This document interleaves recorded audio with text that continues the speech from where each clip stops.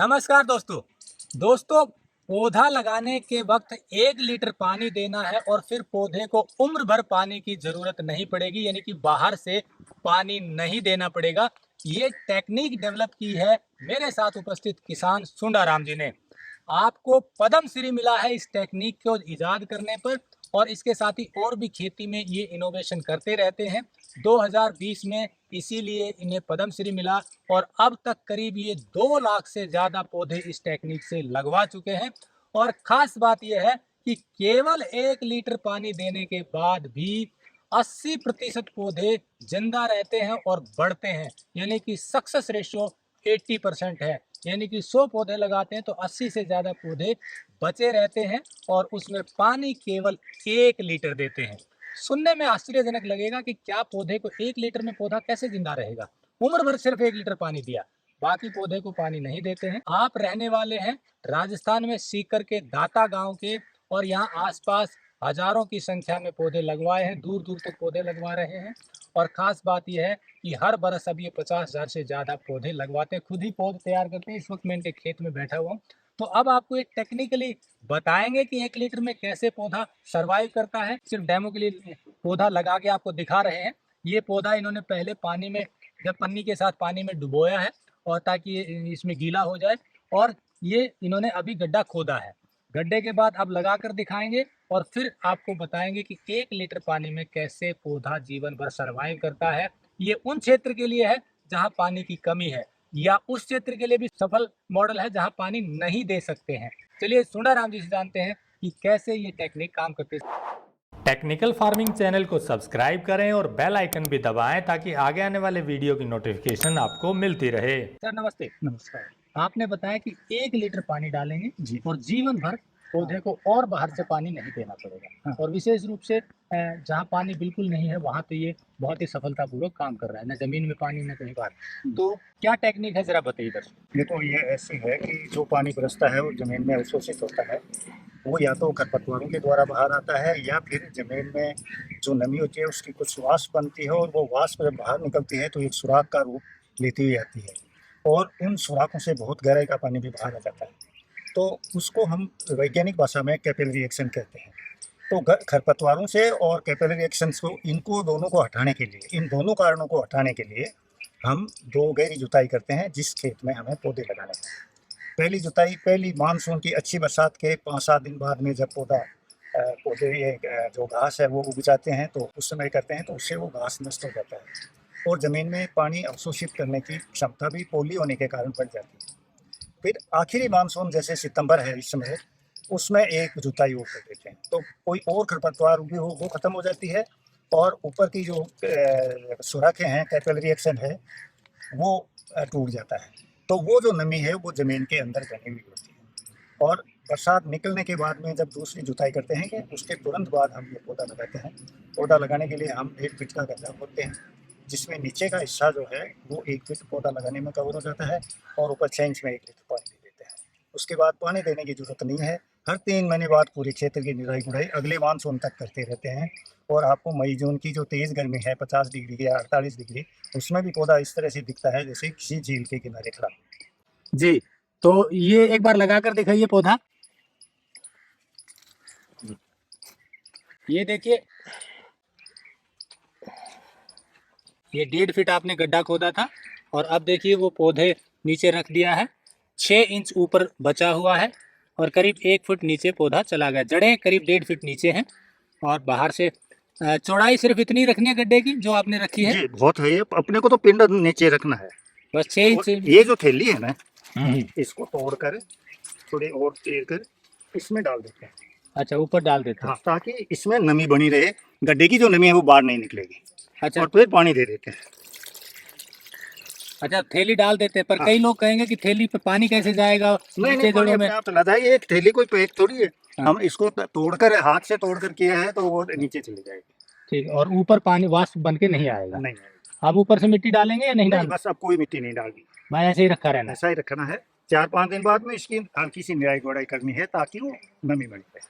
4-5 दिन बाद बाहर से निराई गुड़ाई इसमें अंदर से अंदर निराई गुड़ाई करनी है। हाँ। निराई गुड़ाई मतलब पन्नी हटा के। हाँ, पन्नी हटा के हाँ। और हल्के एक इंच के आसपास इसमें जो है ना वो निराई गुड़ाई कर देते हैं और पन्नी वापस लगा देते हैं।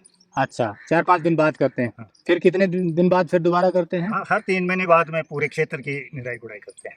वो हाथ से करो या ट्रैक्टर से करो, कैसे भी करो। आपने एक चीज और बताया कि आप पौधा वहीं लगाते हैं जहाँ उसकी प्रोटेक्शन हो, जाली हो या फेंसिंग वो हो। तो सबसे पहली आवश्यकता है, बिना प्रोटेक्शन के हो नहीं सकता। तो करीब 6 फीट की जाली कम से कम चाहिए। 6 फीट ऊंची जाली, ताकि पशुओं से बचाया जा सके। और अगर या फिर फेंसिंग हो चारों तरफ 6 फीट की। हाँ, 6 फीट की फेंसिंग की बात कह रहा हूँ। चारों तरफ वो ब्लॉक में लगते हैं, पर्टिकुलर पौधा नहीं लगता। पर्टिकुलर पौधे में हम गड्ढे में जो नमी को संरक्षित करते हैं निराई गुड़ाई करके, वो भी चारों ओर डाइवर्ट हो जाती है, तो पौधा चल नहीं पाता है एक पर्टिकुलर। इसके लिए हर 2 मीटर चारों ओर निराई गुड़ाई अगर गहराई तक करते हैं तो नमी तो एक पौधे पे ये कामयाब नहीं है, ग्रुप में लगेगा, लंबाई में लगेगा। हाँ, क्योंकि पूरे क्षेत्र की नमी को संरक्षित कर। तो दोस्तों, जैसा सुंदराराम जी ने आपको दिखाया कि एक पौधा कैसे लगा है और 1 लीटर पानी डाला है। अब इस पूरी टेक्निक को मैं रिकैप कर देता हूँ, जो मैंने समझा है सुंदराराम जी से कि ये टेक्निक कैसे काम करती है और कैसे पानी की जरूरत नहीं पड़ती है। इसको एक बार फिर से समझ लेते हैं। इसके लिए टेक्निक ये है कि बरसात जो होती है हर क्षेत्र में करीब 50 सेंटीमीटर से लेकर 100 सेंटीमीटर तक होती है, ऐसा ही है। अलग अलग क्षेत्र के हिसाब से यहाँ की बात करें तो यहाँ 45 मिनिमम सेंटीमीटर होती है।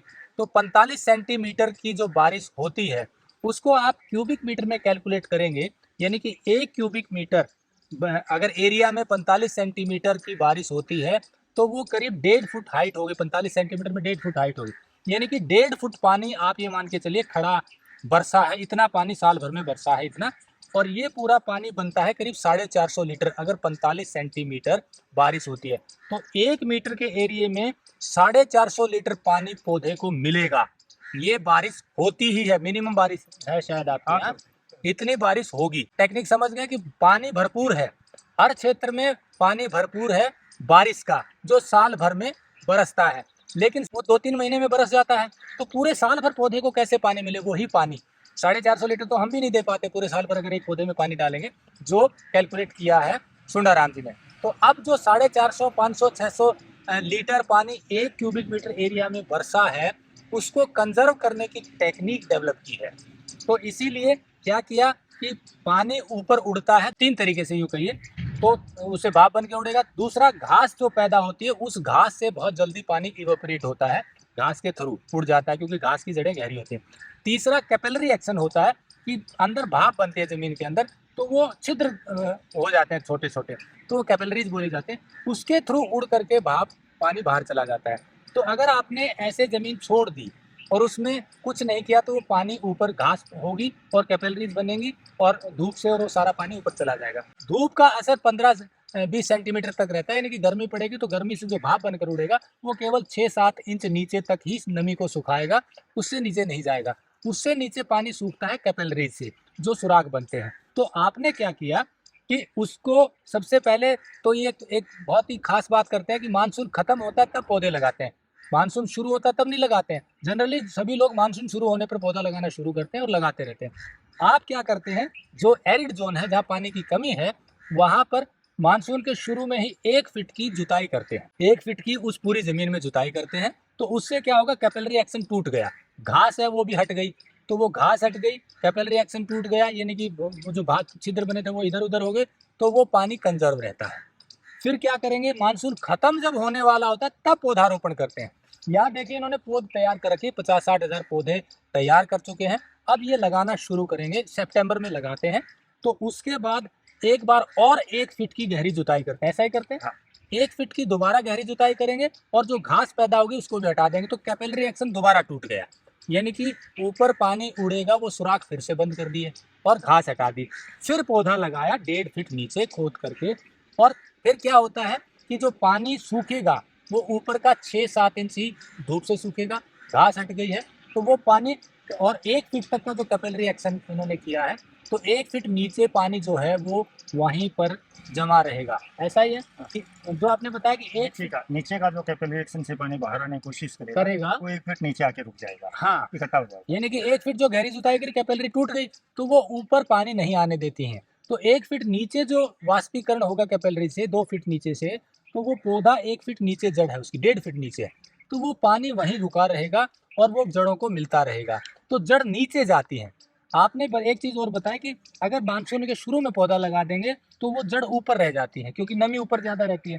तो नमी अब धीरे धीरे कम हो जाएगी, मानसून खत्म हो गया, ऊपर की सूख जाएगी, तो और 1 फीट का कैपिलरी वो ने तोड़ दिया, कैपिलरी है नहीं, तो वो 1 फीट नीचे तो कैपिलरी बची हुई है, वो पानी 1 फीट ऊपर आकर वहाँ रुक जाता है और पौधे को मिलता रहता है। तो साल भर वो पौधे की नमी बनी रहती है।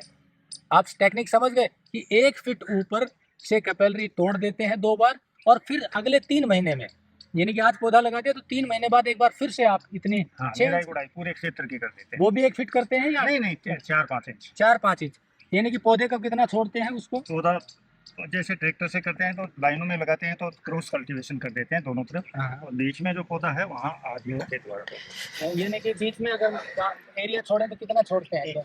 1 फीट का एरिया छोड़ करके कल्टीवेशन को उससे करते हैं, कल्टीवेट करते हैं, और बीच में बचा उसको हाथ से निराई गुड़ाई 6 इंच खोद देते हैं थोड़ा थोड़ा, तो उसको वो फिर से एक बार 6 इंच की जरूरत नहीं हो, तो घास नहीं हो, कम से कम 3 इंच का, 3 इंच खोदे, घास हटा देते हैं।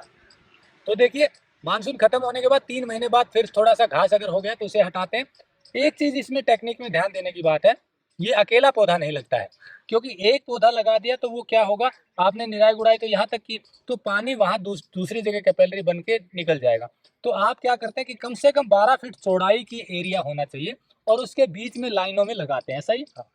12 फीट चौड़े इलाके में निराई गुड़ाई होगी, कल्टीवेशन होगा, और उसके बीच में लगे, यानी कि 6 फीट इधर और 6 फीट इधर का एरिया होना चाहिए, ताकि पानी दूसरी कैपिलरी के थ्रू निकल ना जाए, तो 6 फीट तक वो बचा रहेगा फिर।